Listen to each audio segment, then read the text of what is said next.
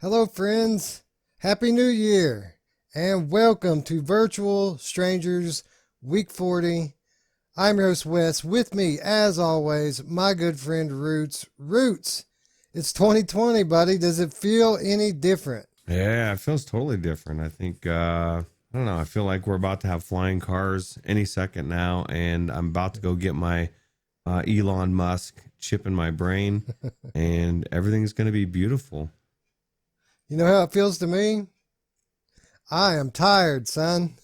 I'm still feeling the drag from putting together that monstrous 4 hour special, the 2019 show. Still going strong on the Virtual Strangers channel from a few days ago. If you haven't checked out the 2019 show, friends, it's one of our best pieces of content, in my opinion, that we've done. Hilarious. Very entertaining. And if you haven't checked it out, obviously you're not going to catch it all at once, but now's the time to get started on it. And if you start on it now, you may have it finished by the time that we get the 2020 show up next year. You know, Roots, one of the things that we did on the 2019 show was our New Year's resolution. And there was one pretty prominent big resolution that I've made for us as a channel that I forgot to mention on the 2019 show, and that is I want to start reminding people more often to please subscribe to our channel. You know, you watch any of these other channels out there, when they have a video, they always start the video by asking the viewers to subscribe. They always end by asking the viewers to subscribe. And I know it comes off a lot of the time that we don't really care whether or not we get subscribers or views or all that stuff. And that's not what we mean at all when we say stuff like that. We do care. It matters a lot for us to keep building subscribers. But when I say stuff like that, basically what I'm trying to say is it's not everything, you know. It's not what we're here to do. We're here to make content for you people. But it absolutely means everything to us to be able to keep growing, because it's that growth that enables us to continue to improve our content, you know. So absolutely an important thing. I'm going to try to remember it, Roots, every week. Try to help remind me to start every show by saying, please, friends, subscribe to the channel if you haven't already. It helps a ton, more so than I've done a very good job of conveying so far. So Yeah, you're batting 100 for 2020. You just did it this episode, and I'm going to put out there from this one forward, it's going to be easy for you. So yeah, we kind of came into this thing last March.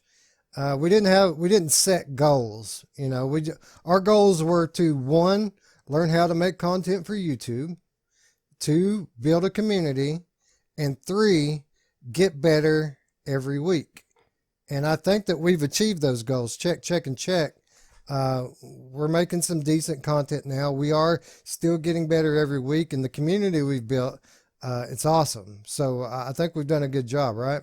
yeah, that's the best part. I think that the best, where we're most successful, is the community. So just because I think they're awesome. So yeah.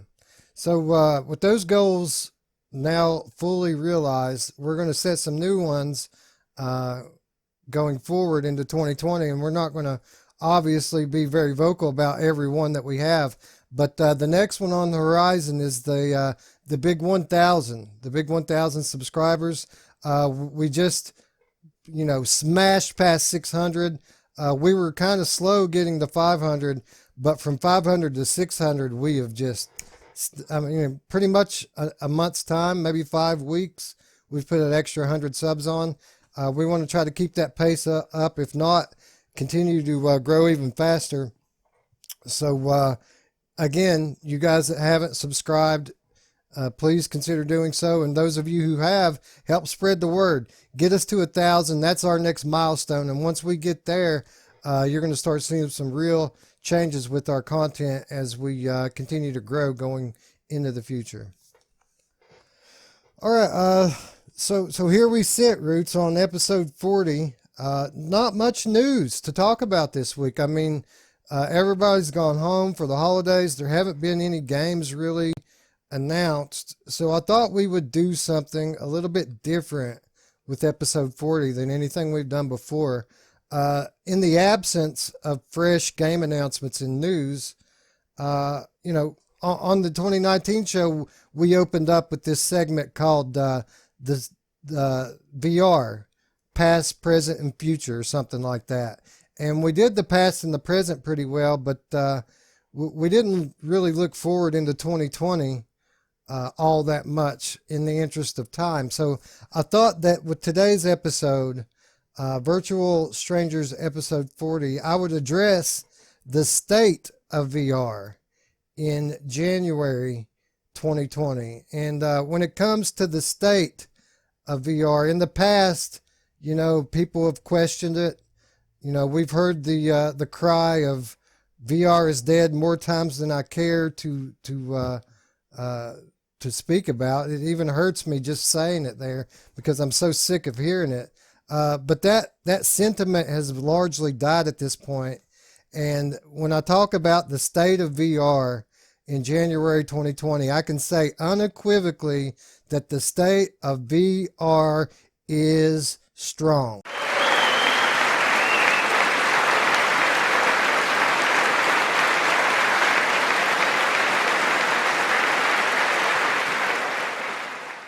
So what has changed? Why is the state of VR so strong going into 2020? Well, you're looking at the main reason right here. The release of the Oculus Quest back in May of this past year has largely changed the attitudes of not only consumers in the VR space, but investors as well. Proof positive, new orders of the Oculus Quest headset ordered on the Oculus website aren't expected to ship until mid-February at this point. And for that matter, the brick and mortar stores are all sold out as well. Ruuts, I was expecting a strong holiday for VR in general, but the fact that Oculus Quest is back ordered here until the 20th of February, they're saying, that's astounding to me. Yeah, it's crazy. And what's funny is what's more astounding to me is I'm seeing people asking in Reddit why is mine not shipping till February? And like it's like they just came out of into the open and they're not knowing what's going on. But man, these things, like you said, I had explained to them that people are still ordering. It's still getting pushed back, right? I mean, we might see them go back into March if people keep buying them the way they're buying. And as soon as they become available at Best Buy or Amazon, they get snatched up, or at least the Best Buy ones, right? Yeah, we're starting to see we're starting to see the fruits of what has apparently been a very successful advertising campaign by Oculus. Because, not only have we seen the commercials kind of everywhere, but you're starting to see the product itself seep into pop culture, not only in the larger gaming websites on things like YouTube, but like on Twitter and the social media. Like I saw on Christmas or right after Christmas, LeBron James had put his mother into an Oculus Quest, and it was showing her reaction to VR for the first time. And for every LeBron that you see doing this, you're also seeing 10,000 just normal people doing the same thing, putting their mom into VR. And word of mouth is a funny thing because it can build momentum very quickly, and I think that's what we're seeing here.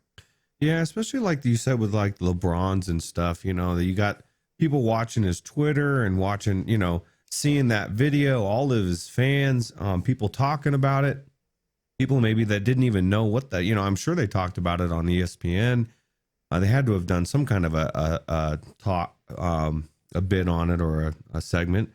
So it's just one of those things where we're starting to see a lot of celebrities, a lot of people that have influence. I've even seen like Summit 1G, he's on Twitch and he's a Counter-Strike pro, and he's now starting to stream some VR.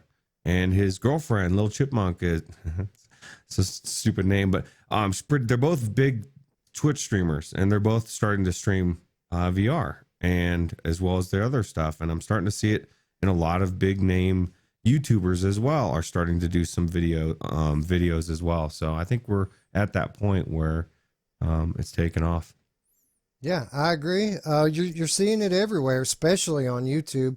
There seemed to be an initial spike in demand, and then the supply kind of caught up to demand for a little bit, and then it really blew up heading into the last couple of weeks before Christmas, and demand seemed to increase right as we got up to right as we were getting into Christmas, and I think a lot of that has to do with the launch of the Oculus Link wired PC connection. And while Quest works great in a completely wireless mode, if you can connect it to a compatible high-end PC over a USB 3 cable, the Oculus Link Beta allows direct access to expansive PC VR games such as Valve's highly anticipated release Half-Life Alyx. And I think after the tested video, when they demonstrated that Half-Life Alyx works great on an Oculus Quest, we saw it blow up again, and we saw demand shoot through the roof and stock diminish at that point. Yeah, and there really is a belief in the with a lot of people that the Oculus Quest is the best way to go. Like when people say, "What's the best headset I can get? What should I get?" They'll say that because it's versatile, and I disagree 100%. It's not the best headset out there. For that reason, it is. But they really believe that. They'll argue hands down, you need to get this one because it's also portable. And so it's a lot of them are selling out like that for those reasons as well. Well, I'll tell you my take on this really quickly. You've got the Quest owners that are all saying, "Hey, this is obviously the best headset because it's so versatile."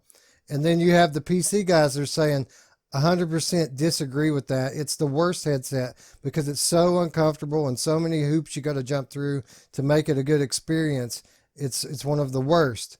My stance on this is it depends. It depends on who you are. It's the best headset for that guy. It's the worst headset for Ruuts. Circumstances vary from person to person, and what each person values varies from person to person. You can see it every day on Reddit. For example, every time I go on Reddit, there's some guy on there who decided to go with Rift S over Quest, and they brought it home and they plugged it into their gaming laptop, and it doesn't work. And the reason being is because in order for Rift S to work, the DisplayPort has to connect directly into the graphics processor. And if it doesn't, for whatever technical reason, it won't work. So that guy is screwed. His Rift S doesn't even work. So obviously, he would have been better off getting an Oculus Quest, right? Mm-hmm. Yeah, especially in that particular instance because the Quest will work on that laptop where the Rift S won't. But my thing is the argument that I make as far as it not being better, the Quest not being better than the Rift S, is it's just not, fidelity wise, it's just not better than it next to the Link because of them having to condense it, and then also not, even if you took that out of it, they say it's between the CV1 and the Rift S, and it's not that it's not good, it's just for me it'd be taking a step backwards and it'd be less comfortable. So it just wouldn't be a smart thing for me to now, I don't believe that the OLED thing is that big of a deal on 99.9% of the games. You might find that one game that it's like, oh man, this is so much worth having the discomfort of this other headset. I just don't think most times you would. So. Well, see, you said it all there. You said for me, that would be a major step down. That's exactly my point. For Ruuts, it would. Ruuts has a killer top of the line gaming PC. He's an experienced VR veteran who plays the highest end of everything. Obviously, the Quest is not for Ruuts, but for every Ruuts out there, there's another dude out there who doesn't have the top end PC. His PC might play some VR games, and he might it might be more important to that person to be able to take his VR and play it with his friends outside of his home. To that guy, the Quest would be the way to go. So whenever anybody puts these posts up there, which one should I get? I always say the same thing.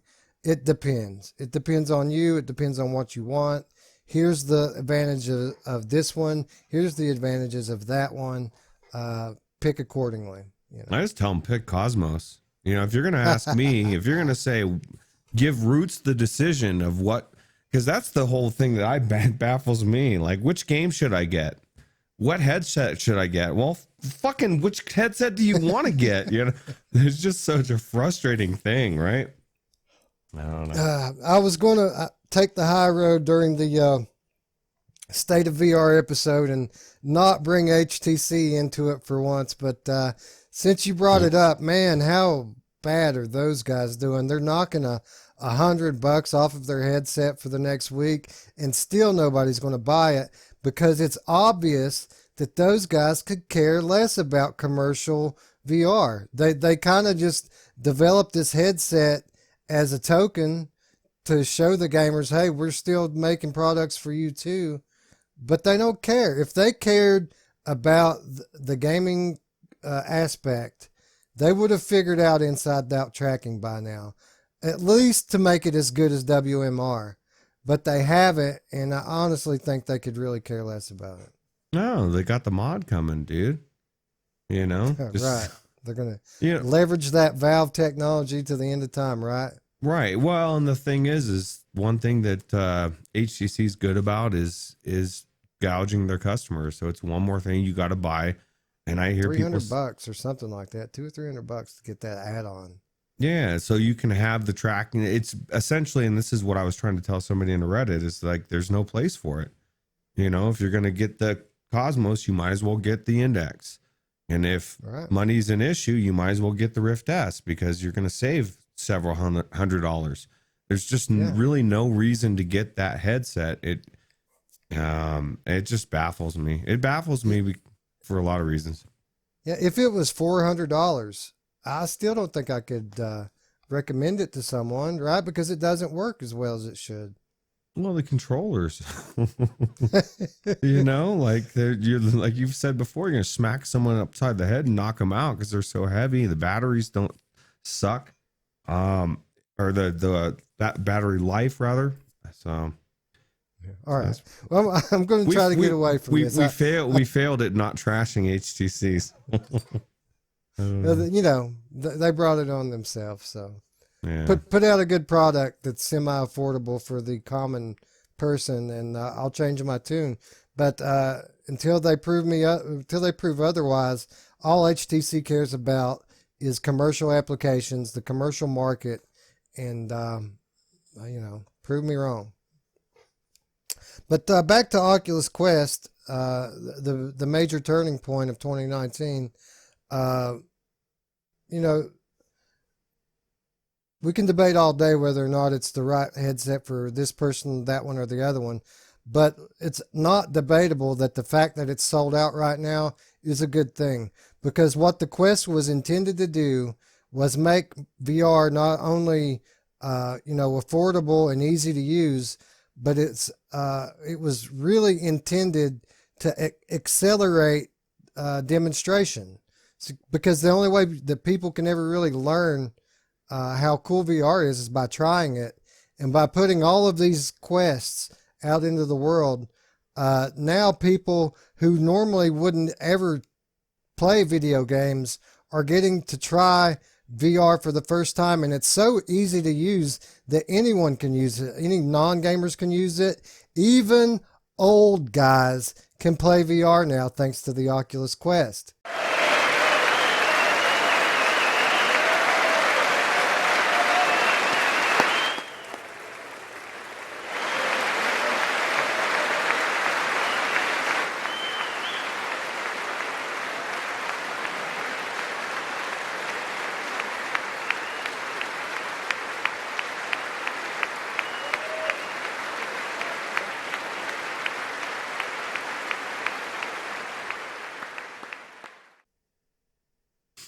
Yeah, so good for the old guys. So happy for them. You know, they're coming into the last stages of their life, and what otherwise might have been a very miserable existence. Now they can play VR, or they can even just jump into VR and watch YouTube, which is I would imagine is pretty exciting for someone like that who's grown up through the Great Depression and you know is amazed by color television. I imagine that YouTube VR is going to blow them away, right? Yeah. What about Earth? Google Earth, man. Like being able It'd to be great. taking them to places, you know, and stuff that maybe they grew up in or whatever. I just think that there's so much VR can do so much, especially for the elderly, you know. Yeah, yeah, yeah, absolutely, and standalone VR especially. So I look forward to the growth of that platform, seeing what the next iteration is going to be. I'm hoping that they have a couple of models next time around. Now that we've hooked the average consumers, the next generation, there's going to be a market for high-end standalone, right? Right. You would think, you know, if people really adopt into the Gen 1 Quest the way that we think that they're going to, by the time Gen 2 rolls around, there's going to be a market for a better product, and hopefully we'll get one. But you know, Quest isn't the only headset showing commercial success this holiday season. Valve Index also sold out, and I think you know, when you combine the fact that the Quest had such a sales boom after Oculus Link, when you combine that fact with the fact that this $1,000 VR kit sold out in a matter of days, I think it's pretty obvious that whereas 2019 we were talking about the Asgard's effect, in 2020 we're going to be talking about the Alex effect, right? Yeah, I agree. You know, and it's funny what I've been hearing a lot of people tell me that, oh, you know, it's not doing that well. It's just, they just didn't make enough or whatever. Just kind of downplaying the sales, right? But how do they explain that the success of like all the games that are just making shitloads of money all of a sudden, you know, Boneworks, Beat Saber, you know, all these millions of dollars, they didn't come out of nowhere. I wasn't hearing these stories last year. You know what I mean? Because the headsets weren't there. People weren't buying a shitload of these games. So, I mean, this is a very good thing for future developers are now looking at this saying, oh, maybe VR can make some money. Yeah, yeah. The software sales are just another piece of evidence of the state of VR being strong this year. Superhot specifically just came out a few days ago and announced that they had done $2 million of revenue in a 7-day period. Now, this is Superhot VR, one of the first, you know, big, popular, successful VR games. This game is 3 years old, Roots. It's been around forever. Everybody already has Superhot, dude. I already had like 2 or 3 copies of it myself. Well, But, you know, that said, I bought another one for Christmas for my Quest. so I was gonna say, dude, people are still buying them, right? This game is super successful. Like I went back into it today and did a let's play because somebody was asking me for one on my channel, and there's new levels that I didn't know. Like I was like playing it. Well, first off, it was asking me to grab some disc out of the computer screen, and I'm like, I don't remember that. And then when I went in there, all this shit's going on, and I'm like, I really don't remember this at all. And then it dawned on me, oh my God, there's new levels. So I think that's cool. Yeah. And Alex was asking in the Discord, he's like, I don't understand why they're not making a second one. Well, fuck, man, I do. They're still making millions of dollars working on this one. Why? You know what I mean? As long as you're still selling, and you know, why not keep working on it? Yeah, they can make a second one, and I guarantee it's probably already in the works, you know. So well, I mean, with the money that they're making on Superhot VR right now, it could be finished. The sequel could be done. Why would they release it and cut their revenue off? Because people are going to buy the sequel whenever they put it out. Yeah, but they have no incentive to put it out until people stop buying Superhot, the first one. You know, And I've said this before on this program. Stop buying Superhot, people. We're never going to get a sequel. And then I turn around and buy it myself, right? Yeah, well, you have to. You know, it's a new game on a new platform. And how was it? Have you played it on Quest yet? No, I promised my son that I would wait and let him finish it first because he's playing it every day. And that's the one downside with any Oculus platform is they don't let you have multiple users. There's only one user, which means there's only one save unless the developers implement something in their games with multiple save slots. Superhot only has one running game on it. So I told him I wouldn't jump in there and play past his spot because it's his first playthrough of Superhot. So I'm going to let him go with it. And when he finishes it, I'll go in and check it out. Cool. But you know, $2 million, unheard of for a game like this. You know, it was a huge milestone achievement. And if a VR title could gross even over $1 million just a couple years ago, and grossing over $2 million now in just a week is obviously an indication that we have come a very, very long way in a very short time in VR. Is that all? Is that all on the Quest? Do you know, or is that? No, it's across all platforms. I'd be interested to know what percentage was the Quest, because I guarantee it's probably over 80%. You know, which is huge because that tells you how many people have the Quest, right? It's just it's crazy. I really hope to get some real numbers from Oculus this year. They never release hardware sales numbers, but I mean, you know, this episode that we're doing here today is just circumstantial evidence that VR is really, really hitting a new plateau now. And I'd like to see some real hard numbers on it, you know. Yeah. Speaking of great numbers and more circumstantial evidence, Boneworks, you mentioned it a moment ago.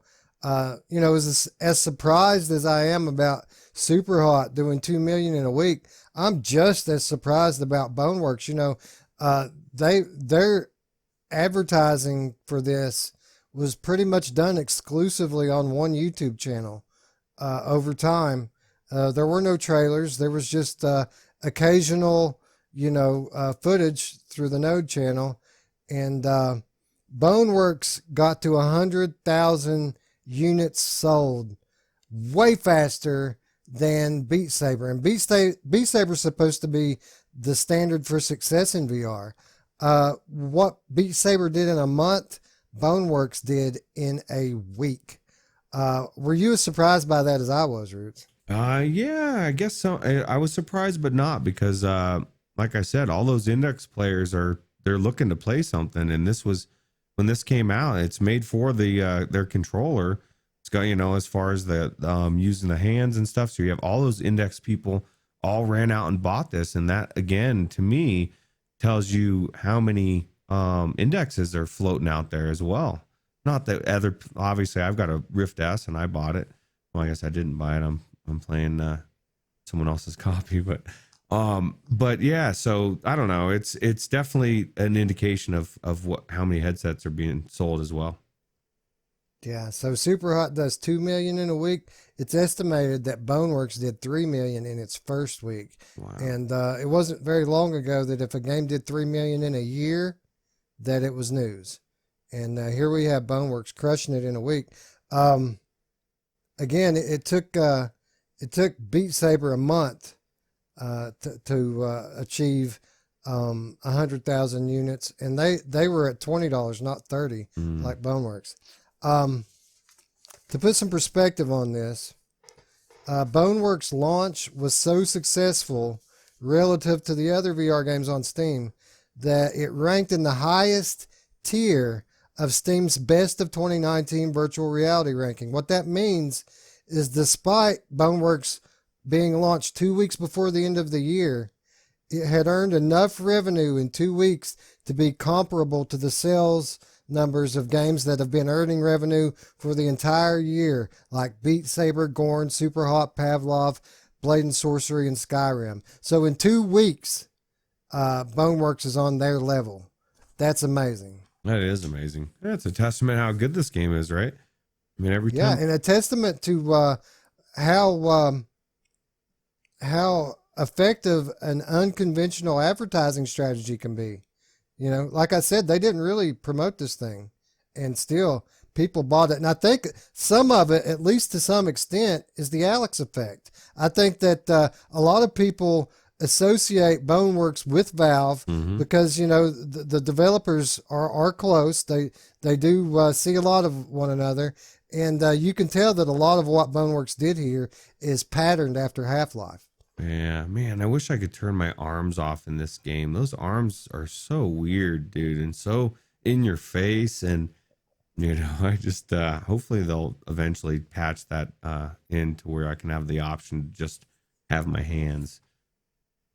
Well, they are working on it. We'll talk a little bit more about it here in a little while, but they've patched it once already. They're getting ready to patch it again, and they're working on more content for it Hmm. going forward into 2020.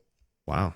But I wanted to bring them up, and they're just massive, early sales for this game because that's one of the biggest surprises of December for me. But I thought VR was, oh, wait, no, that joke's over.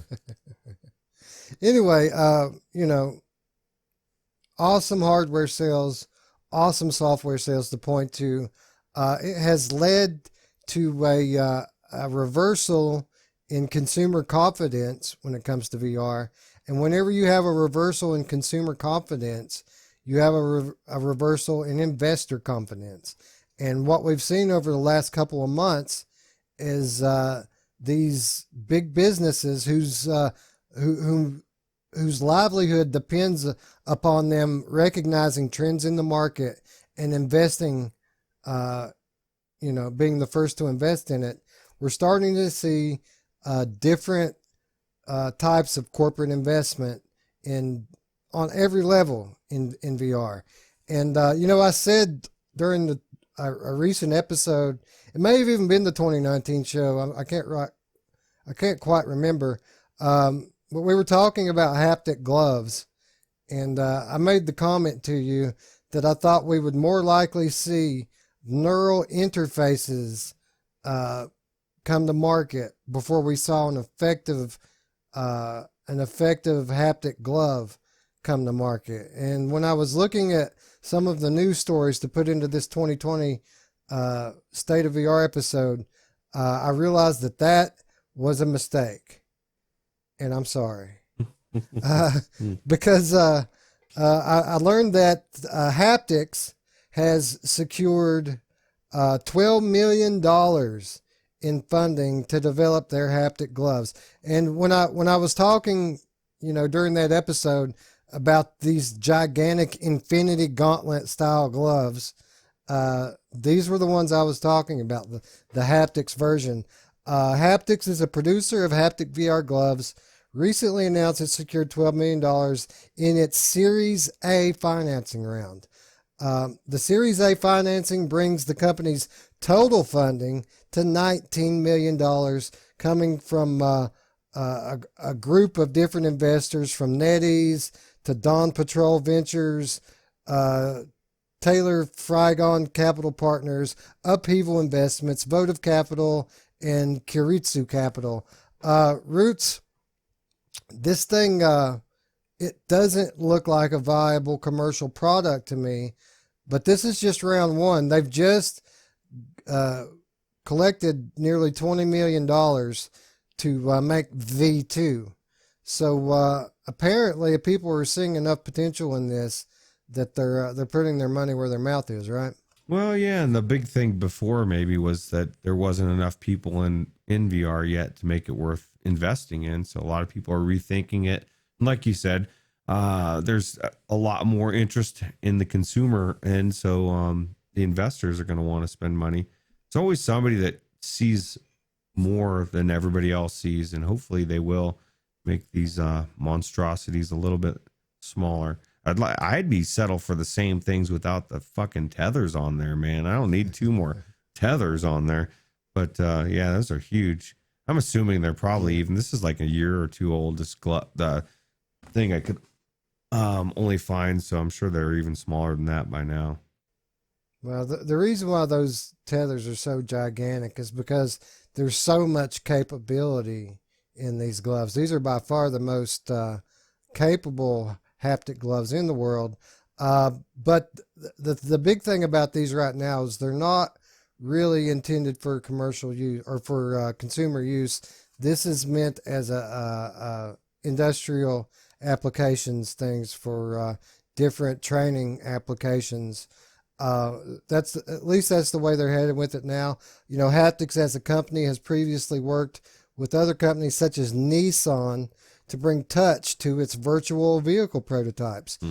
Fundamental Surgery has to support its gloves in the company's VR medical training platform, and All Nippon Airways Tangible Research and Shadow Robot Company to integrate haptics into a telepresence robot. Jeff Bezos, the head of Amazon, also apparently thought that the experience was pretty compelling too, as he called it really impressive in a recent demo. And as with most cutting edge technology, they plan to show off their latest innovations at the CES next week. Oh, cool. So we won't have to wait that long to see, huh? No, not only haptics, but, you know, just as I said that these weren't viable because they're so big, infinity gauntlet sized things, just right after I say that, TeslaSuit comes out and unveils their new haptic gloves just ahead of CES. Yeah, it's CES 2020 is going to be the first stage for the TeslaSuit glove to make its first public debut. Now, TeslaSuit already has a full body haptic suit. The gloves are just the latest addition to really complete the set. And while it might not be quite as capable as the haptics gloves, they're a lot more lightweight, and it looks a lot more like something that I'd be interested in trying, right? Yeah. Yeah, actually sounds really intriguing. I'd like to try the suit as well, you know. It looks pretty intriguing. Well, the cool thing about the suit is it's actually, I mean, as far as these types of things go, affordable. You could probably buy one of those suits for less than $2,000. Oh, wow.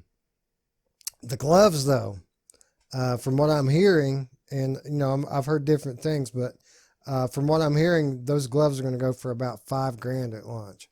Wow. Yeah, So right. we'll have to ask Main Fan how they are, and let's see if he likes them, right? Right. He probably knows all about them, right? Yeah. The Enterprise Focus gloves have been designed to make VR even more immersive with a range of specialized features. These include haptics on each finger for texture and touch, and an exoskeleton providing force feedback, thus allowing grasped digital objects to feel like they're really there. So what they're talking about here is each finger has a restraint on it. So when you're grabbing things in the virtual world, it won't allow your hand to close, and that works in conjunction with things haptics in the fingertips and palm to make it actually feel like you're grabbing something. And you know, we've talked about it many times with VR. The one thing that is really missing is the feel, to be able to feel things in VR. And even if this takes 10 years to come to fruition, I think it's going to be groundbreaking when we're able to feel things in VR. Oh yeah, dude. Think about it. You will never, I mean, if you would get rid of racing wheels in VR, because you would have, I mean, you'd be grabbing a real wheel as far as you think, and it would change racing in VR for everybody, because most people can't afford the wheel or they don't have it. And if you don't, then most racing sucks. So that's really cool. It is cool. And you know, another thing that they've implemented specifically into the TeslaSuit gloves is biometric feedback. So what they're able to do with that is they're able to pretty much, I mean, in a gaming situation, they would be able to determine your emotional state. If you're being affected by what's going on in the game, are you scared? Are you excited? we already have games that do this. Nevermind comes to mind. That game has a feature in it where it kind of tests you to see what scares you by the heart rate monitor that you attach to yourself, and then if something affects you, they take advantage of that, and the content in game adjusts to what scares you. That can only go to the next level when you start talking about haptic suits and tactile feedback in gloves paired with biometric feedback. Not only, intriguing the applications for gaming, but you're starting to kind of see where this might actually have a really profound effect on training, what it's intended to do, training medical professionals and, emergency responders could get great training in something like this, right? Yeah. Yeah. We'll take the next, or even, like the Walmart break room, when they're, no, I guess that's not too much, but yeah, they've got, there's a lot of implications of what they could use this VR for, not just gaming for sure. Yeah, so we have HaptX drawing nearly $20 million for the next version. We've got TeslaSuit trying to beat them to the market again at CES. And then we have BeBop Sensors, who have been around for a long time with their haptic gloves. In years past, their haptic gloves haven't had very much application from a consumer standpoint because of very low compatibility. But they're coming back to CES this year with an update that shows their Forte data glove to be compatible with Oculus Quest, Cosmos, Vive Pro, Focus Plus, and Varjo, as well as Oculus Link. So, we have the most basic existing haptic feedback glove now finally expanding its compatibility to all consumer headsets. So they can say that this is for professionals all they want, but it's obvious they're moving in a direction to make this available for consumers, right? Yeah, sounds like it. I didn't hear you say Rift S though in there. Maybe you just omitted it. But BeBop Sensors has confirmed that Oculus Rift S, Windows Mixed Reality, HTC Vive Cosmos, Vive Pro, Focus Plus, and Varjo are all supported, as well as Oculus Link. Well, yeah, it's definitely. I just think that it'll be really cool to see what they can do with it. Like obviously he's pulling a gun or trigger on the gun, right? Yeah, these ones are very basic. What these ones have, I don't think there's any force feedback here, but what these do have is they have actuators in all 5 fingertips as well as your palm to give haptic feedback, and then they have haptic sound. So they use sound to also provide sensation in your hand. It comes preloaded with 16 unique haptic sound files, and you can load more onto it via Bluetooth or Wi-Fi. I could easily see this thing coming to consumers in the next year or two for a semi-affordable price, right? There's not a whole lot going on here in terms of actual technology. It's all software, right? Yeah, where would it plug into? Or I guess they're wireless? It's wireless, yeah.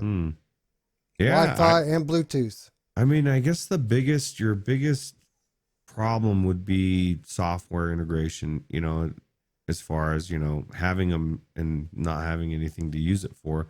But as providing the games actually start to integrate it, yeah, it'd be really cool. Yeah, I think so too. It looks fairly basic, and when it comes to stuff like this, game developers have shown if you can make a neat toy, they'll support it, because they're like, they're kids like the rest of us. They want to see what they can do with their game, so if you bring them something cool, there's these, you have these $3,000 VR treadmills that no one has in their home, and yet they're claiming support from like Arizona Sunshine and Skyrim already. You know what I mean? So that just goes to show that it doesn't have to be commercially viable to get these developers to play with it, because developers, they love VR just as much as the rest of us. Anyway, that wasn't the point. The point of all these gloves was just to demonstrate investment in VR is at an all-time high, or at least at a high since the initial round of investment pre-launch, 2015, 2016 investment may have been on this level. I wasn't in the space at that time, but during the time that I've been in VR, I've never seen such investment from the corporate side than I have recently, right now. More proof of this comes from the company Didimo, who just secured $7 million in funding for development of 3D digital human capture technology. So what this is the kind of stuff you see Facebook showing off all the time with their realistic avatars. Obvious social implications here for this, as well as video content. We're talking about the future of storytelling in VR. Well, if people are going to act in VR movies like Agent Emerson, for example, or the future iterations of this type of thing, it's going to depend heavily upon this type of capture technology, isn't it? Yeah, I would imagine. And it'll be interesting to see what they can do if they can actually create like a whole movie or experience with it. Yeah. We're seeing it now, starting to see the beginnings of interest from Hollywood. Not only when it comes to filmmaking, but distribution in VR. And I think that a company like this, a startup like Didimo, and for those of you wondering, Didimo means twin in Greek. I think that there's a lot of potential here. I think that if their technology is as good as it's reported to be, that in the coming months and maybe years, you'll see them get picked up by a Facebook or an Apple or one of these larger companies that are interested in building these social media platforms and other media platforms as well. For the record, Didimo is involved in creating high fidelity 3D characters from a single selfie or scan. Also dubbing the end result as a Didimo, the company says you only need to upload or scan a single photo from a smartphone, which is then created into a ready-to-animate, personalized 3D character in as little as 20 seconds. Wow. That's pretty impressive, right? That is. It's a little scary, too. Like, you just snap a picture of somebody, you can animate them and pop them into VR, man. You can become whoever you want. It's pretty... think about the pretty memes, interesting, dude. the applications for such technology. Some very believable deep fakes can be made, and some applications for those are endless, right? Well, yeah. Well, what if somebody if you went into a VR chat and it was all you, there was just a whole bunch of Wes's in there walking around, and you'd be like, what the hell is going on? I can just imagine, or it'd be all Miley Cyrus's in a room, or just there's gonna be some weird shit going on in there. Trust me, Roots, I've envisioned this Miley Cyrus room more than one time. And the day that it becomes reality, you're in there. The day that we go to monthly instead of weekly on this show. Yeah, I'm sorry, we can't do the show anymore. We're too much into creating people's faces. But no, it's actually really cool. I think it'll be kind of interesting. Now, I don't know. As me though, I'm not going to go in and make a picture of myself. I'm not going to go in. I think that's weird. I think it's weird to want to go into VR chat as you. But then again, I create my guy to look just like me, so I don't know, man. Maybe here's the application for it, and here's the thinking behind it. Obviously, if you're going to go into a public space like VR chat or Rec Room or Alt Space, it's kind of better to have fictionalized characters. But when you live halfway across the world from a loved one who you never get to see, all of a sudden there's a whole lot of value in having a lifelike avatar, right? Yeah. But what if you you could mess with your family, and you could like go in as you're somebody else, but it's, you know, I don't know, man. It's just weird. You know, the day that they start messing with the voices too, then there's nothing. Nobody's gonna know who anybody is or who They're what's already real and doing it, what's dude. not. It's already done. Uh, like I'm not going to get off on that tangent, but it's all done, dude. They can make your face say whatever they want. They can make your voice say whatever they want. It's already nearly perfect. The AI is that good already. Yeah, what a good way to cover stuff up too, right? So, oh, that was one of those deep fakes. That really didn't happen. Nobody's gonna know what's real and what's not. Well, that's kind of the point, right? They don't want people to know what's real and what's not. But that's another story for Different. another day. Anyway, you know, we've said it. We said it on the Facebook thing, man. It's all done. Might as well just quit resisting it. They have all the info. They have all the data. You know, if we try to resist, we're only holding back our interest from the real evil ones in the world who already have billions of people to collect data from anyway. So, you know, what's going to be is going to be.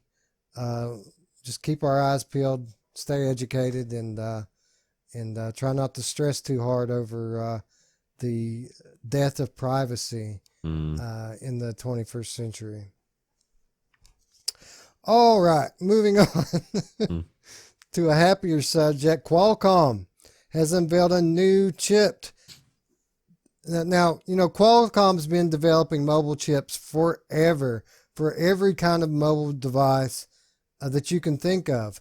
But we have Qualcomm unveiling a new chip developed specifically for next-gen standalone VR. Now, if there's anything that I could point to that shows an interest, an investment, a trend in VR, it's a company like Qualcomm starting to develop of their own volition products intended to bring about the next generation of VR. Ruuts, this thing is said to support 3K by 3K displays, two of them, two 3 by 3K displays at 90 hertz, not 72, integrated 5G support, accelerated AI processing, and up to 7 simultaneous tracking camera feeds for user and environment tracking.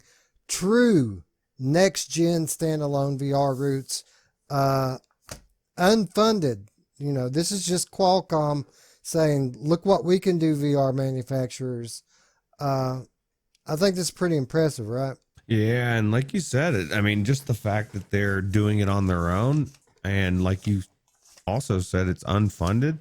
That means it's all out of their pocket, but that means that they believe in the product, and it's smart because, you know, look at how successful the Quest has been, and if they can make this next chip just be the chip that everybody wants for all the, who knows how many different companies make portables.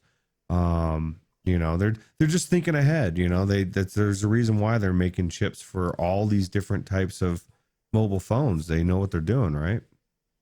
Yeah, well, that's kind of the point here. This is the state of VR in 2020. And like I said, leading into this segment, investment from companies like Qualcomm, it's their business to stay ahead of the trend.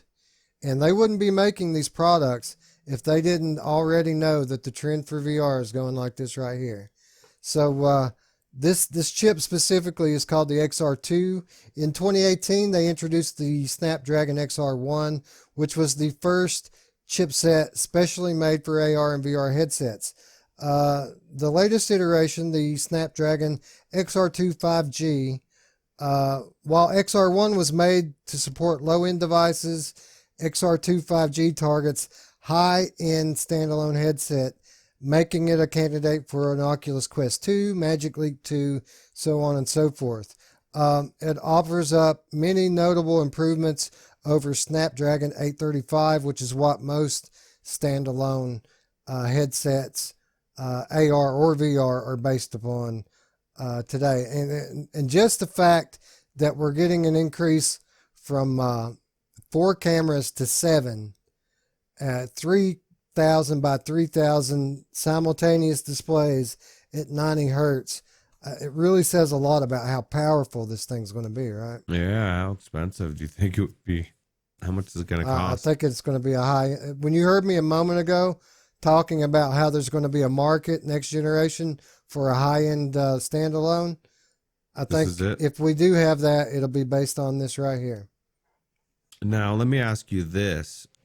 Say they make one that's like $1,000 and it's just badass and it's just next level on every level, but it fucking is uncomfortable as fuck.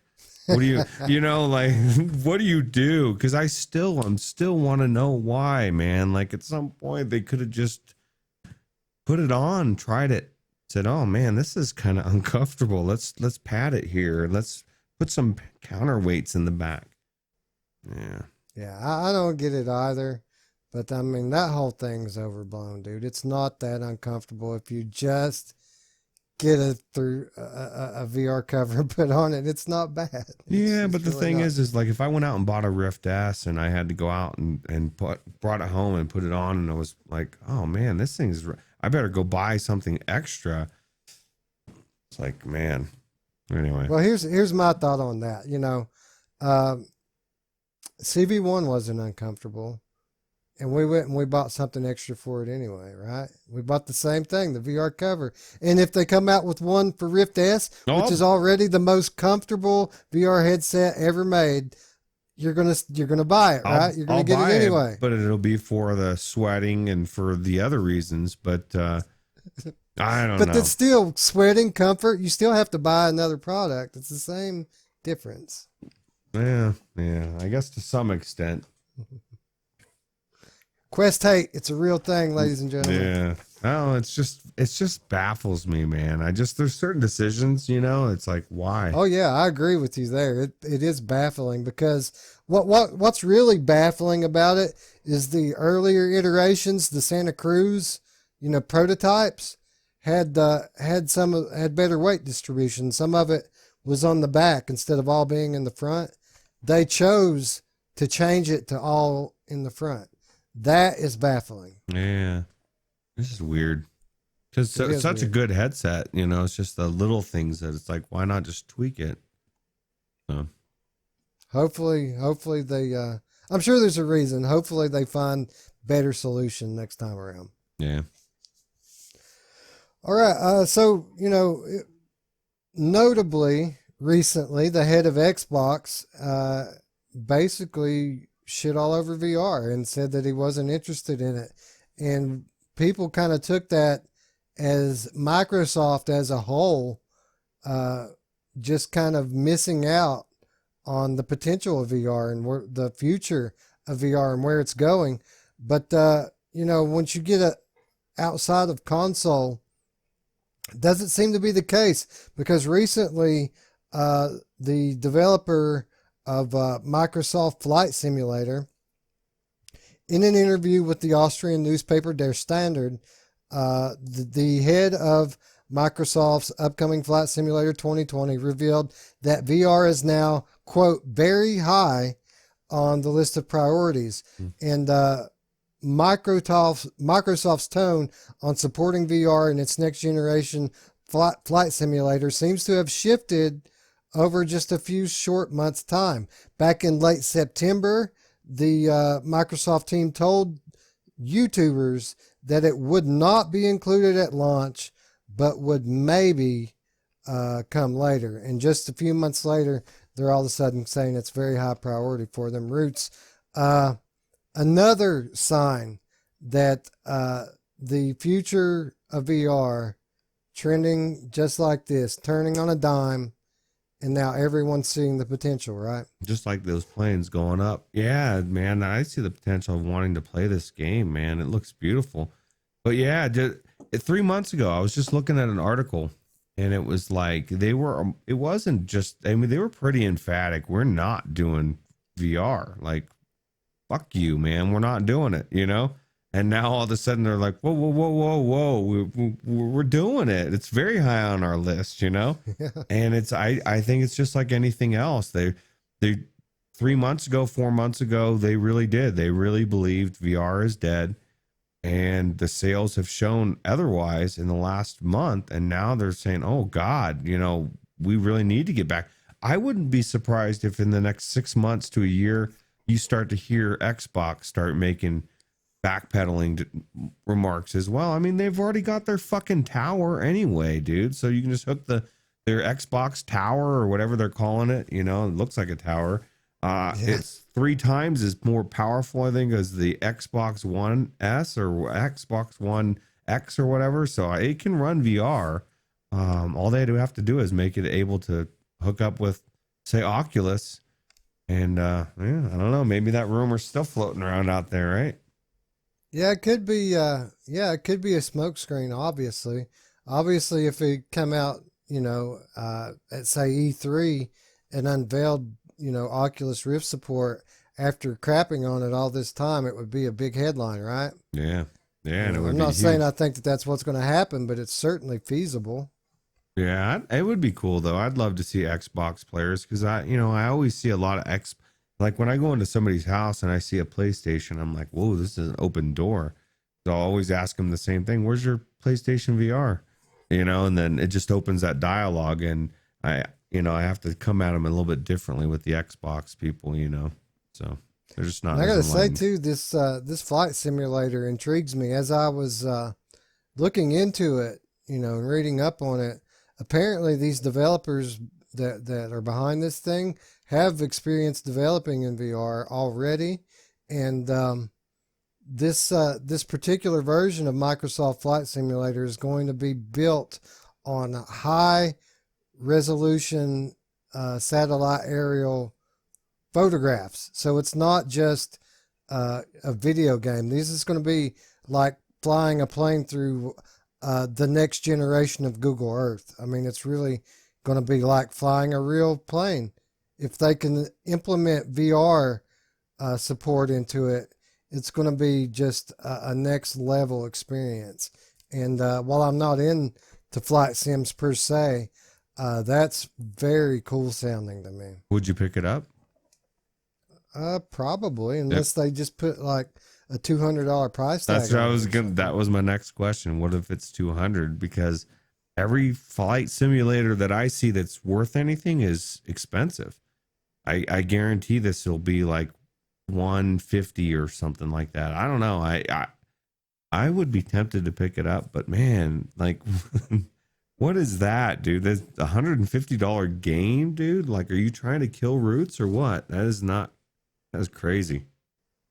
Yeah, it is pretty crazy. Yeah, well, I mean, it's not really just a game, especially when you talk about this level of simulation. These things are generally used to train pilots, and especially if you're going to integrate VR into it, I imagine that'll be used to do just that.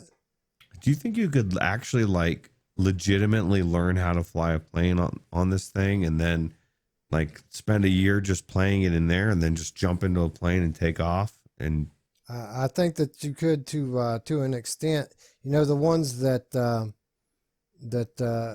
these aviation schools use and the military use are integrated with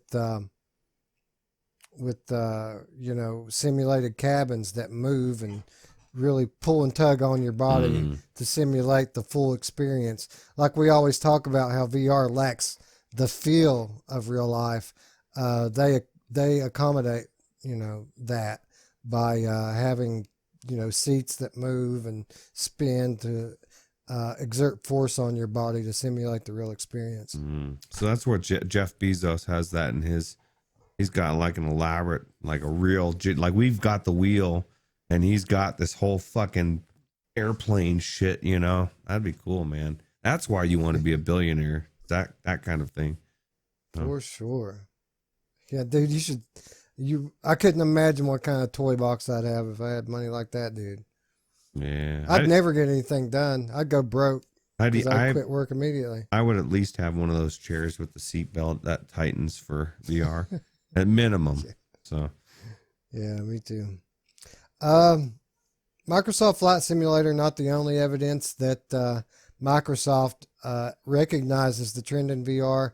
Sometime within the next 6 months, they're going to launch Spaces for SharePoint. And what Spaces is a tool set, pretty much a digital tool set for people to make VR environments. It's basically an environment creation tool to create virtual spaces, and that's why it's called Spaces. And again, this was Spaces for SharePoint. It was announced at the SharePoint Virtual Summit back in May 2018. That's when they announced it. They recently announced that it will be released sometime within the first half of 2020. With Spaces, Microsoft is aiming to provide point and click simplicity, letting users create immersive environments on the fly by using media such as 3D assets, 360 photographs, 360 video, all of which are stored in SharePoint folders. So again, here we are, Ruuts. More professional tools, just like with Didimo and the other stuff we were talking about, being developed for VR. And companies like Microsoft don't waste their resources developing things like this unless they see a very real and emerging marketplace for them. Yeah, just like with the flight sim, if they don't feel like there's a reason for it, something's changed in the last 3 or 4 months, Wes. I don't know what it is, but all these companies are suddenly thinking it might be a viable investment to invest in VR, right? Yeah. Even Adobe, the company behind Photoshop and Adobe Premiere. Basically, Adobe, the company who's the number one name in digital content creation today, they just acquired Medium from Oculus. So Medium, basically the tool suite for making 3D models from Facebook and Oculus, just purchased by Adobe just like a month ago or something. The Oculus VR Sculpting 2. I mean, just more evidence of what we've been saying, right?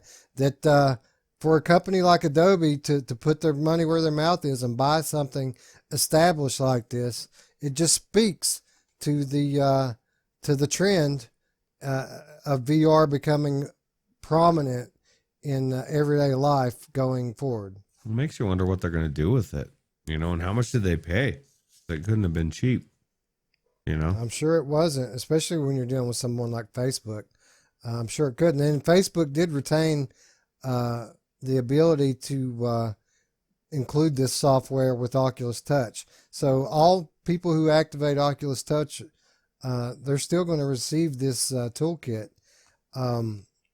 At launch, Medium included a range of tools for making and forming 3D volumes. Models could also be painted with spray paint-like control.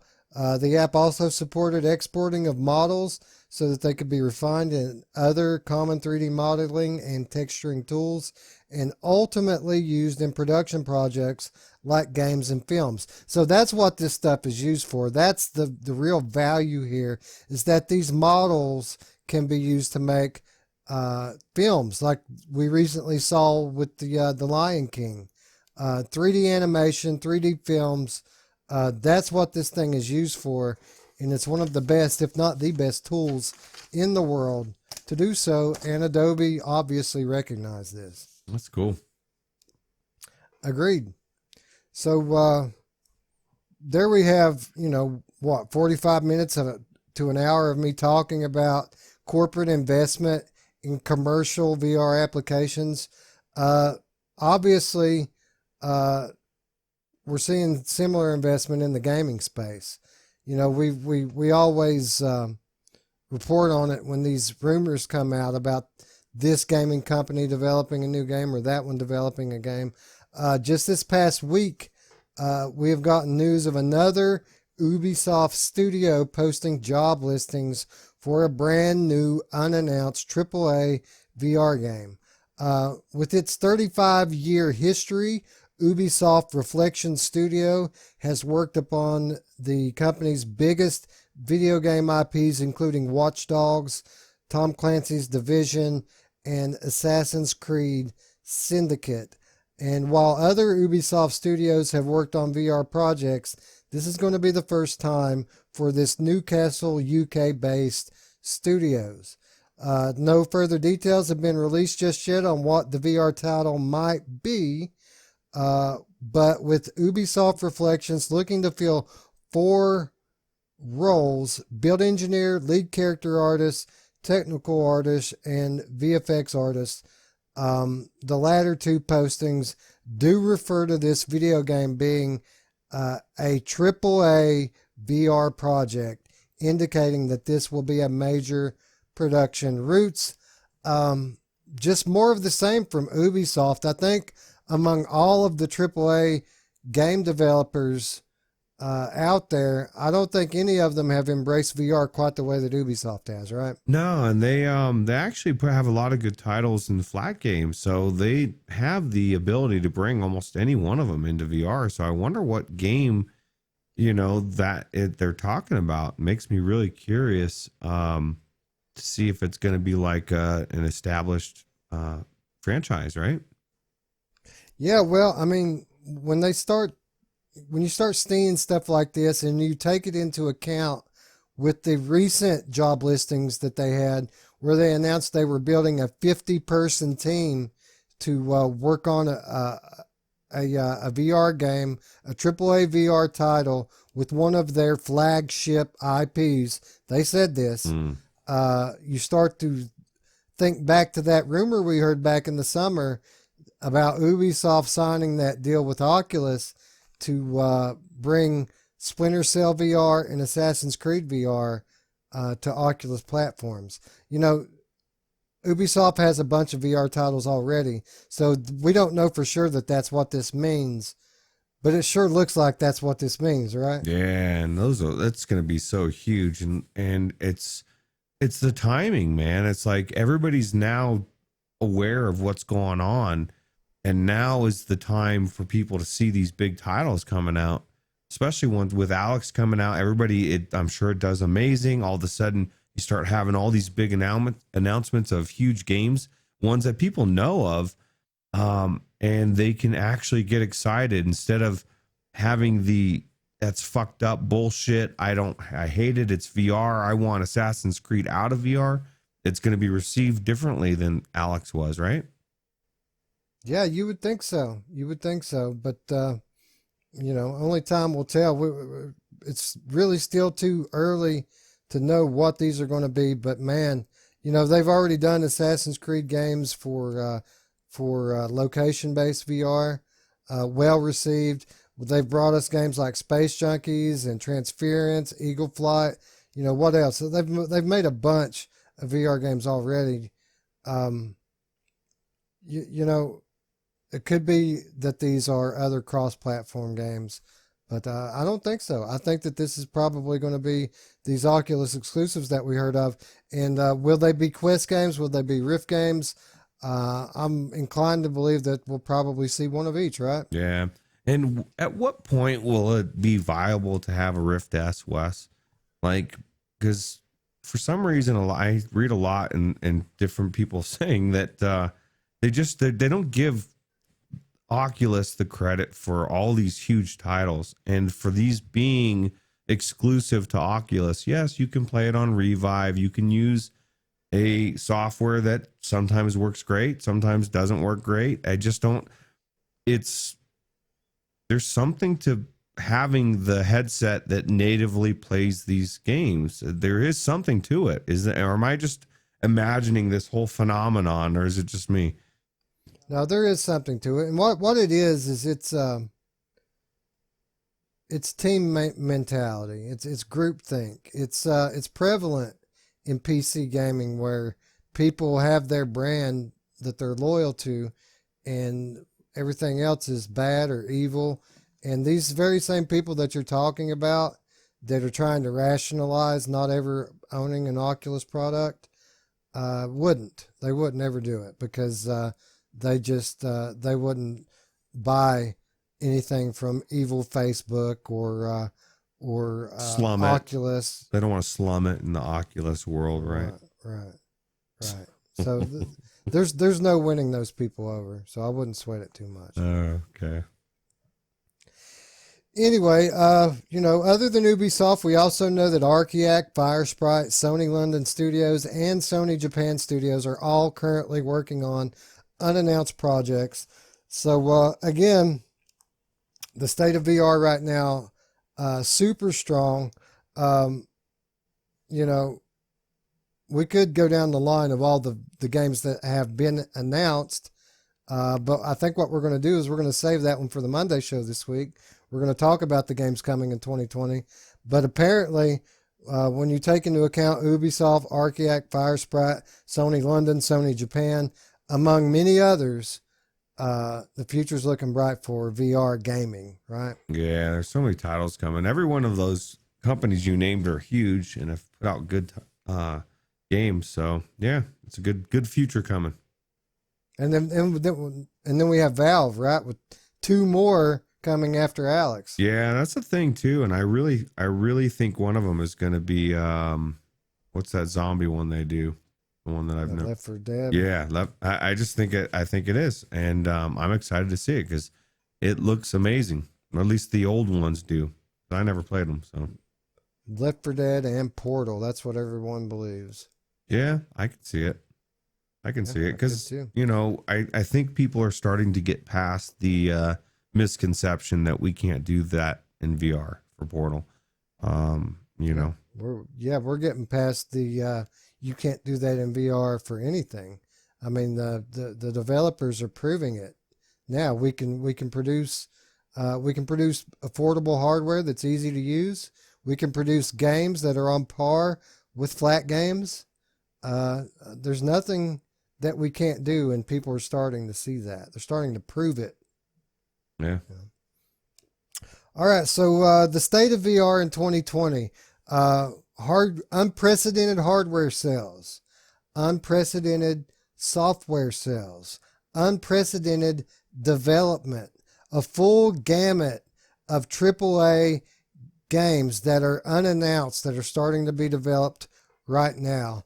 On top of all of this, Ruuts, the timing is just perfect because we also happen to be going into the next console generation. Just by coincidence, it's lining up that we're going into the next console generation. And even though Xbox continues to pretend like VR doesn't matter, the birth of a new console generation absolutely does matter, because PlayStation 5 is scheduled to release in November 2020 and has already confirmed complete PlayStation 4 software compatibility as well as current PSVR hardware compatibility. So even if we don't have a PSVR 2 coming with the PlayStation 5, still a lot to look forward to for the PSVR gamer, right, Ruuts? Yeah, and that's one of the things that I was telling Anthony on his show when he had us on is, a lot of people will say, why would you get the PS5? And I'm thinking, why would you not as a PlayStation VR person?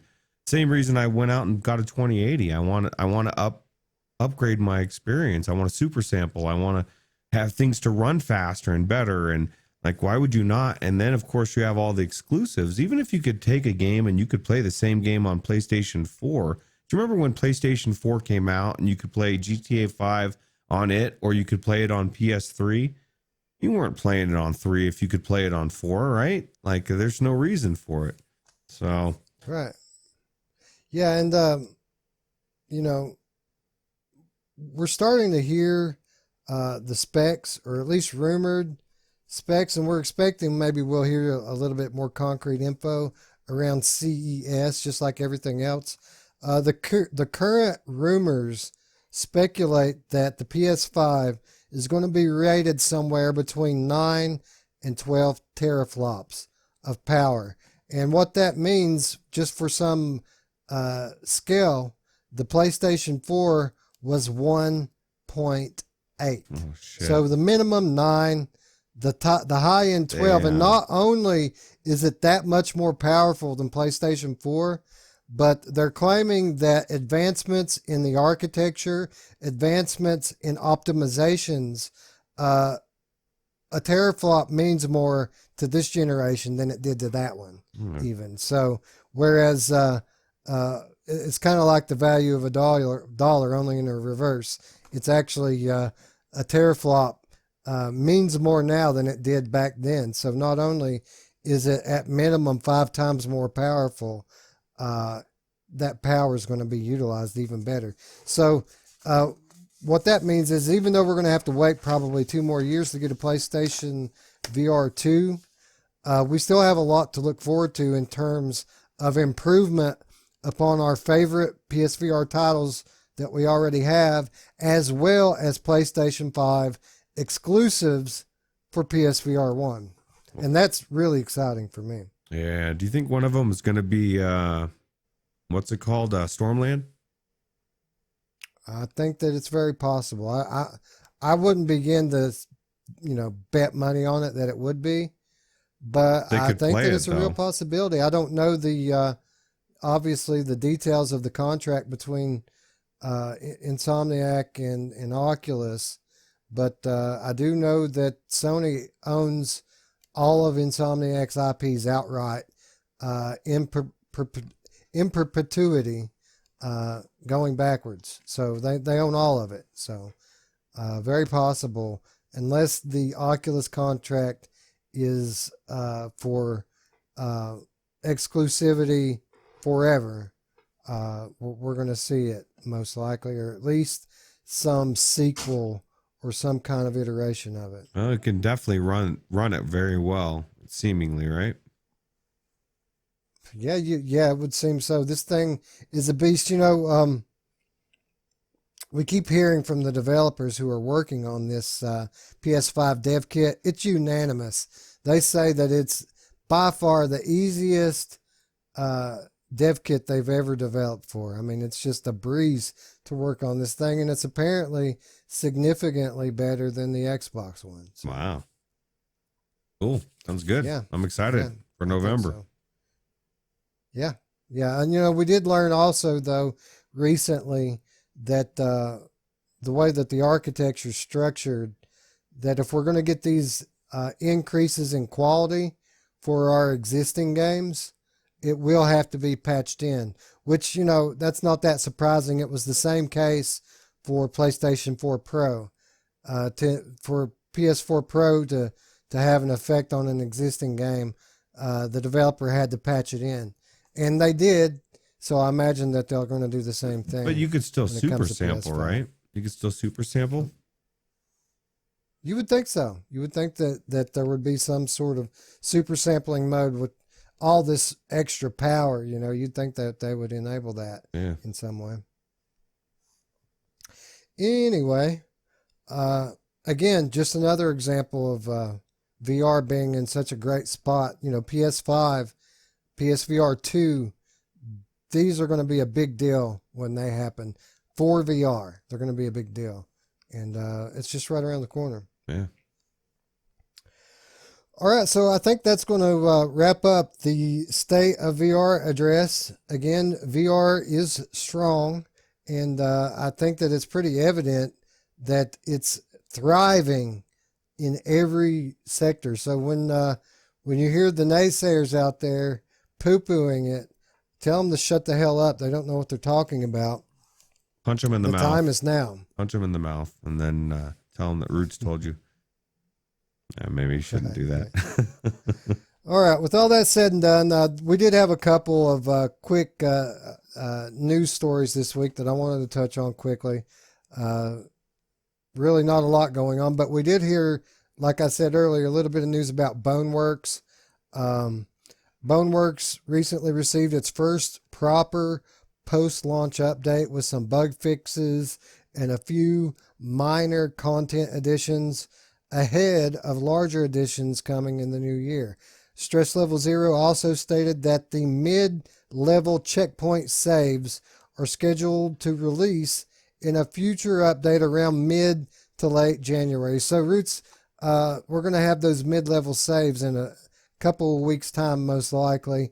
Are you going to go back into Boneworks before then, or are you like me, waiting for that before you go back in? I won't touch it. I've even heard other Alex and other people that have gone in and had the same something happen, and they're like, "Man, I'm fucking done until this mid-level thing comes, because I'm just not going to waste my time and spend an hour doing something and have something weird happen and have to start over again. I've already spent too much time redoing stuff, but well, that's my thing with it, is even if there isn't something that's going to pop up and kill you or whatever, my experience with this game and the way I play it, it generally takes me 2 hours to play through a level on this thing, because I love playing around with stuff, and even though it's a campaign that I'm going through, I kind of playing it like it's a sandbox. You know what I'm saying? Yeah. So, it takes me a while to move through these levels, but there are times also that I get an hour into it, 90 minutes into it, and I'd prefer to stop, because I don't feel good, whatever. It starts to turn my stomach or give me a headache from operating with these weird physics so much. And I'd prefer to stop, but I can't, because I know if I stop, I'll have to start all over again. I have to play through the level.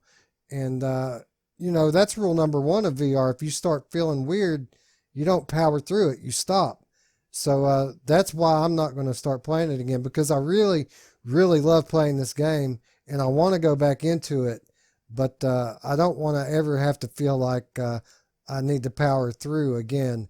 And since it's only a couple weeks away, and I'm digging Stormland so much right now, I think I can wait to get back into Boneworks. Yeah. I really want. Every time I watch footage, I want to play it, but I've talked myself out of it every time. It's like, no, you're not doing it. So.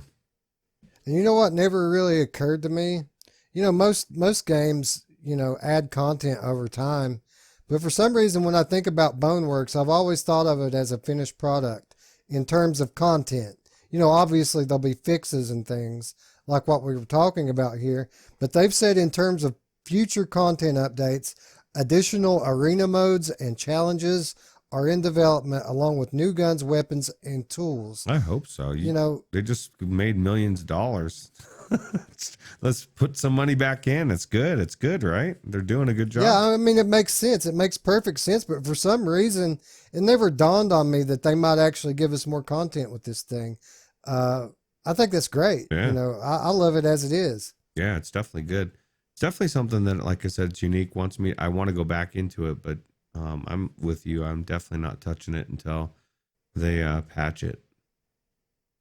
Yeah, I've been at Stormlands all I've played this entire week. Now, that said, I did go ahead and delete Asgard's Wrath and reinstall it so I could have the latest version. I'm probably going to have to start over again in it, I imagine. But I'm okay with that. It's been long enough now since I've played it. I kind of want to start over in it. You shouldn't have to if you don't want to. I mean, I every time I upload or update it, I delete it and re-download it because of their weird crap. And yeah, but I don't cloud save. I always play this one offline with my internet disconnected. Oh, okay. So yeah, for you know what I'm saying? Yeah, I got you. Yeah, so yeah, it'll work. I guess like you said, you get to go through it again. Just make sure you put it on mortal. Out of all the new games, this Asgard's Wrath is the one I've played the least. And like I said, it's been a long time since I played it. So I'm kind of okay with going back to it. Right now, all I'm playing Stormlands anyway. I've put 4 or 5 hours into that this week, despite all the content that we've had. We said we were going to take last week off of our shows to prepare for the 2019 show. And what ended up happening was our most content-filled week that we've ever had on this channel. And I've still despite all of that, have managed to put 4 or 5 hours into Stormland, so I feel like I'm doing pretty good. Yeah, it's real good. I'll talk to you off air about the progress I've made, but a lot of the things that you told me that I've needed to do, I've actually come into over the last couple of days. Oh, good. Some of the upgrades and stuff that I need. I'm finally starting to see that stuff. One more bit of news, and it's a pretty cool looking one. Again, another developer very close to Valve, just like with the Stress Level Zero. Vertigo Remaster was announced this past week. A popular VR title from 2016, Vertigo, will be remastered and re-released using updates and assets from its upcoming sequel, Vertigo 2. Developer Zach Brown, or Zach, I'm going to butcher his name, Ruuts. It's Zach Siakalis Brown from Zalubo Productions, announced the remaster on Twitter alongside almost 10 minutes of gameplay footage. Vertigo Remastered is a complete overhaul of the 2016 title, utilizing modern tech, brand new systems created for Vertigo 2, updated level design, enemies, and bosses. The owners of the original Vertigo will be able to play the remaster for free, and it goes currently for $15 on Steam. Ruuts, I've never played Vertigo, but from what I've heard, what everybody says about Vertigo is that it's a great concept. It could have been delivered better, but it's still a really good game. It seems like this developer has taken the time to go back and take Vertigo and help it realize its original potential. Did you ever play Vertigo? And if so, what do you think about this remaster idea? I have not actually. I'm kind of excited to see that they're doing a remaster so I can see it the way it was supposed to be done. And I know, was it Zim or somebody was saying they were looking forward more to Vertigo 2 than Half-Life Alyx. So I'm assuming Vertigo must be pretty good, right? I mean, if it's better than Alyx. Well, the Vertigo 2 demo was highly praised. You know, people said that thing was awesome. And so the fact that he's redoing his original Vertigo, basically in his new engine, redesigning levels, new enemies, the whole nine, and doing it for free for people who already bought the thing. I mean, that's pretty freaking awesome if you ask me. Yeah, that's crazy, huh? Yeah, I think the original's even on, it might even be on Viport. I wonder if they'll update it to the remaster on Viport. Yeah. You know, I say that, you know, Vertigo has a heavy Half-Life vibe to it.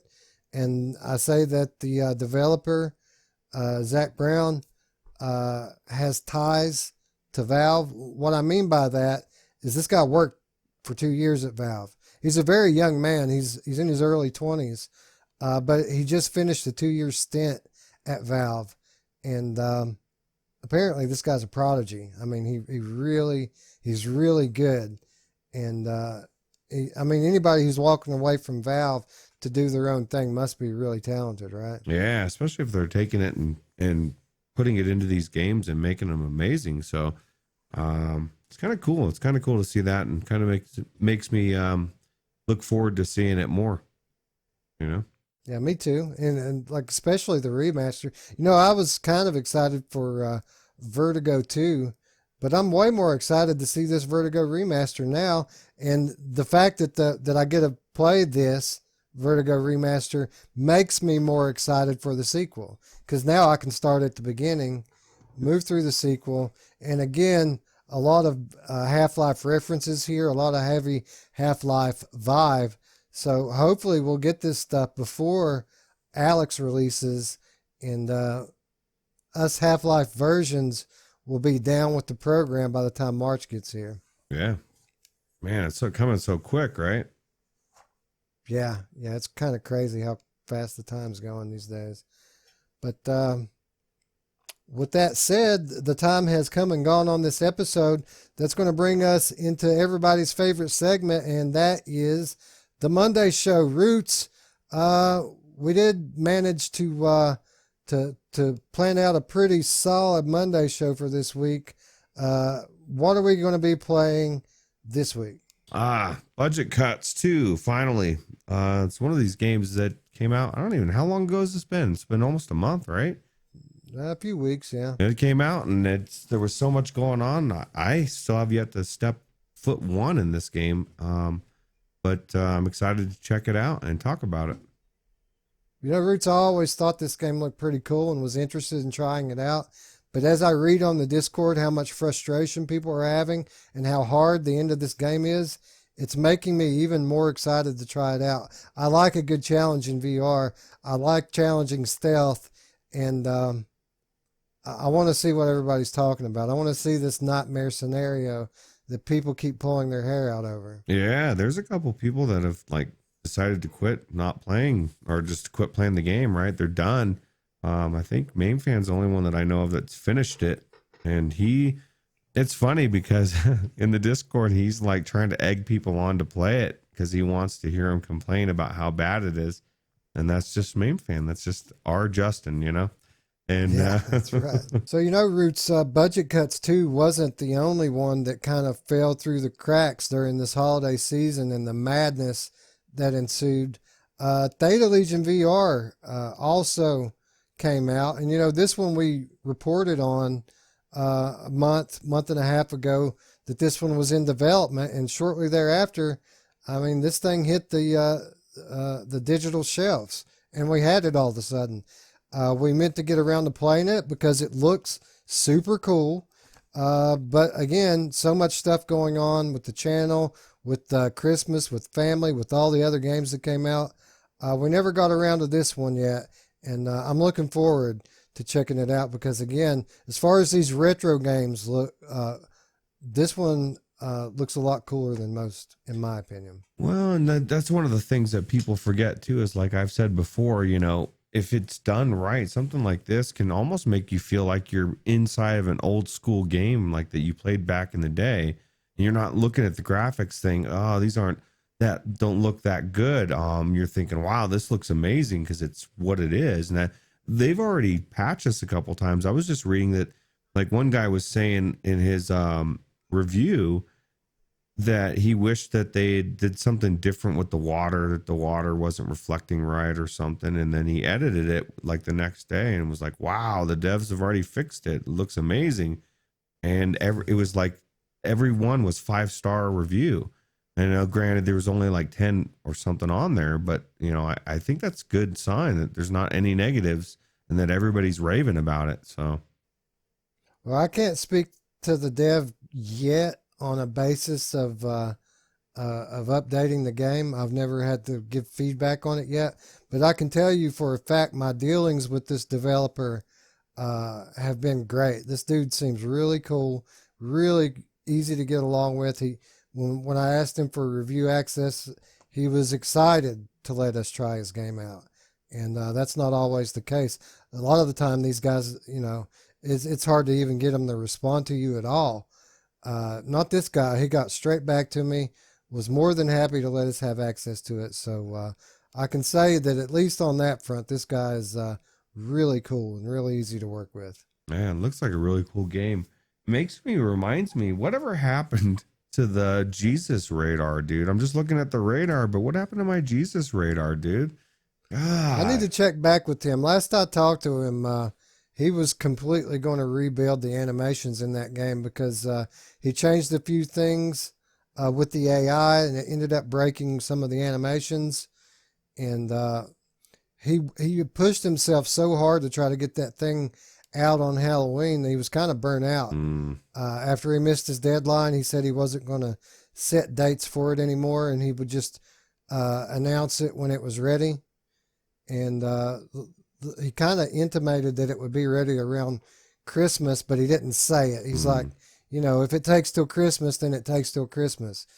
So Christmas has come and gone. I probably should check back with that guy. So I will, and I'll let you guys know. What was the name of that one again? Beast Shall Rise. Right? Beast Shall Rise, yeah. So I'll check in with the Beast Shall Rise dev, see what he has to say, see if we're looking at more months, weeks, or days, and I'll give you guys an update on that one. Cool. All right, so Monday Show 20, Budget Cuts 2, Theta Legion VR, and we are also going to look forward to all of the great titles that have already been announced for 2020. Ruuts, we just got done with the 2019 show recapping VR's best year in terms of software. I think 2020 is going to be better. Oh, I know it's going to be better. Man, Saints and Sinners, dude. We're less than 3 weeks away. I'm going to be Lucilleing it up. And I am going to be Lucilleing it up. I think anybody that doesn't get the $10 digital extra stuff, I question your soul. And no, I'm just kidding. But why would you not want to have Rick's gun? I do question your logic. Like, have his gun, man. You know, you need to have Lucille. You need all the extra bells and whistles. I agree. I don't need the unicorn backpack. No. But I do needs me my Lucille. I don't want the backpack. Anyway, that's going to be the Monday show. It's promising to be a really good one. We're going to do the Monday show a day later this week. We're going to do the live premiere on Tuesday because basically what happened was the 2019 show was such a massive undertaking. It put us recording Virtual Strangers show a little bit late. So rather than release Virtual Strangers and Monday show right on top of each other, we're going to put a day in between them. We're going to do Virtual Strangers on Sunday. We're going to do Monday show on Tuesday this week. So look for that Tuesday evening. Look for the Monday show 20. All right. With that said, we'd like to thank you folks for watching. We'd like to ask you to please subscribe if you haven't done so already. Every subscriber makes a huge difference to our channel. We're trying to make that big push to 1,000 subs in the first part of the year. So please, if you guys haven't already, subscribe, click the bell. If you want to join the conversation, there's a Discord invitation in the description. Feel free to join our Discord. It's growing just as fast as our channel is growing. So we'll see you there, folks. So yeah, again, we'd like to thank you guys for watching. For Ruuts, I'm Wes. We'll see you tomorrow, friends. Bye-bye. Take it easy.